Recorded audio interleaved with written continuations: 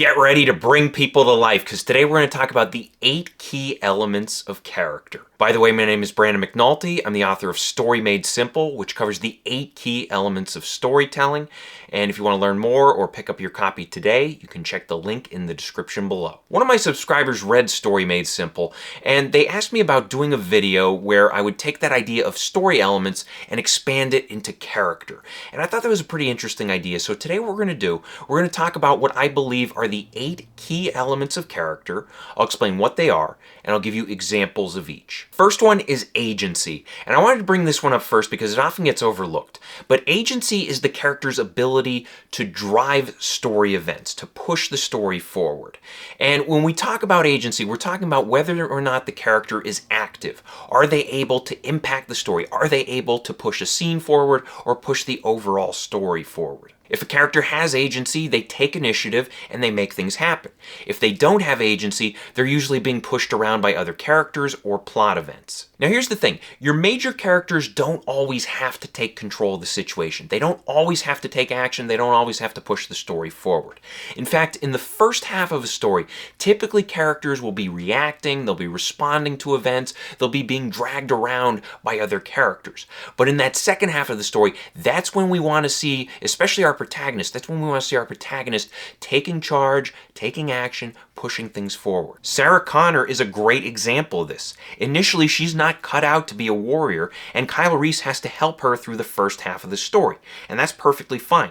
Then later, she starts taking initiative, and by the end, she's rallying him to stay in the fight. Now, there are some exceptions to this rule about agency. For instance, in the book The Girl Next Door by Jack Ketchum, we have a main character who lacks agency throughout the entire story. And that's the point. I can't really get into it without spoiling, but the author intentionally had this character lack agency in order for us to recognize that, okay, well, if we don't take action in certain parts of our lives, then all of a sudden people suffer. But unless you're telling a story that's trying to make a specific point like this one, you're better off giving your character agency over time. Second element is wants and needs. These factor into a character's arc. They're very important. They're what makes a character's arc interesting. Typically, a character will want something, and whatever they want, it's not necessarily good for them. It may or may not be destructive, but at the very least, it's holding them back in some way. Then when we're talking about the need, that's something that the character needs in order to grow. For example, a character might want revenge, but they need to find peace. Or a character might want tons of plastic surgery, but they need to learn self-acceptance. Or they might want to be CEO of their company, but they need to find a healthy work-life balance. Typically, characters will get rewarded when they abandon the want in favor of the need. For example, Shrek wants isolation, but he needs companionship. And when he embraces this need, he gets rewarded. On the other hand, if characters ignore the need and continue pursuing the want, they suffer. Think about Elizabeth Sparkle from The Substance. She wants to remain famous, but she needs to learn self-acceptance. Unfortunately, she ignores this need and suffers because of it. Third element is fears and motivations. And I think primarily you want to focus on fears here, because when you get into a character and you figure out what they fear the most, that energizes that character. That makes them more realistic and relatable. And this is because fear drives us all. We all fear something, especially death, whether it's a literal death like when we stop breathing, or if it's a metaphorical death like when we lose status or we lose an opportunity or we lose anything that can be taken away from us. With characters, fear does a great job humanizing them. It allows us to empathize and sympathize with them. For example, we like Aragorn not just because he's brave and he defeats his enemies, but because he fears failing his people, and he learns to overcome that fear while becoming a leader. Fears can also bring out the worst in our characters. Walter White fears leaving behind a meaningless legacy, and that motivates him to cook meth, initially to provide for his family, and later on to create that legacy he's always wanted. Fourth element is backstory.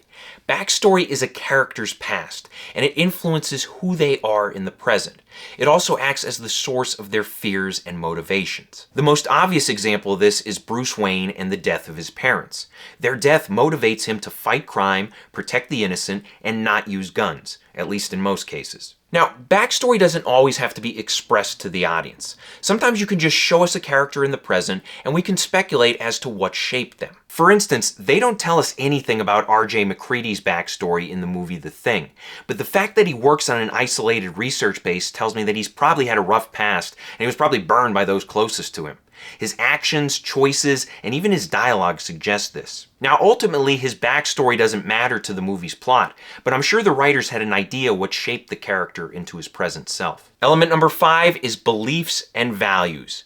These two things not only make a character more credible by giving them something to stand for, but they also allow characters to function thematically within a story. And what I mean by this is that characters represent certain ideas, and a story will serve as a battleground between ideas. So you might have characters taking sides. Typically, you'll see this in like good versus evil type of scenarios. So for a very basic example, look at Star Wars. In Star Wars, Luke and the Rebels represent good, while Darth Vader and the Empire represent evil. The two sides clash over their values, and what determines the outcome of the story is Han Solo leaning toward what Luke represents. Now that's a pretty basic example, and you can get more detailed with it, but when you are coming up with your characters, ask yourself, what do they represent, and how does what they represent, how does that factor into what the story is trying to say? Element number 6 is personality. And this is an easy one to understand. It's also a fun one. Personality is the flavor that our characters bring to the story in terms of their dialogue, their actions, their choices, their appearances, how they choose to express themselves, all those great things. It's the surface level stuff that spices up our characters and distinguishes them from similar characters. For example, Iron Man and Batman are both billionaire playboys who use technology to become superheroes, but Tony Stark is talkative, self-absorbed, and witty, whereas Bruce Wayne is typically portrayed as reserved and brooding. Element number 7 is problem solving. I almost called this one intelligence, but you can have a character who's stupid and yet they still solve important problems.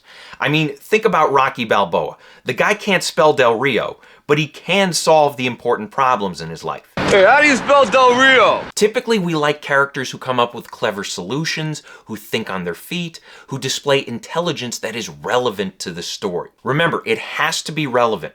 A character can have a high IQ, but that IQ only matters if it helps them solve problems that push the story forward. Finally, element number 8 is relationships. And unless you're writing some highly experimental story, your character will have present and past relationships. And we're talking about ones involving their family, friends, romantic partners, co-workers, mentors, etc. How characters respond to each other and grow together is what creates meaning in a story. And remember, conflict is a must when building relationships between characters. It can be a lot of fun to see characters arguing over their values while they're trying to solve a problem like we see in the Avengers. It's also compelling to watch characters challenge each other even when they have established and comfortable friendships. Think about Good Will Hunting when Will's best friend Chucky challenges him to overcome his fears and display some agency in the film's final stretch. Though Chucky is usually a reliable safe haven for Will, here their dynamic changes as Chucky pushes Will to rise to the challenge. So I hope this helps. Question of the day, what do you think is the most important character element? Also, are there any elements that I overlooked? I was just brainstorming these ideas in the past week or so I might have missed something, and if you think there's another element out there, let us know in the comments section below. Thank you for watching. If you want to support the channel, please pick up a copy of any one of my books and be sure to leave reviews on Amazon. Story Made Simple is great if you're a writer. It covers the 8 key elements of storytelling, and it does so in no-nonsense fashion. Also, be sure to check out my other videos, like, share, and subscribe, maybe support me on Patreon, and as always, remember to keep on writing.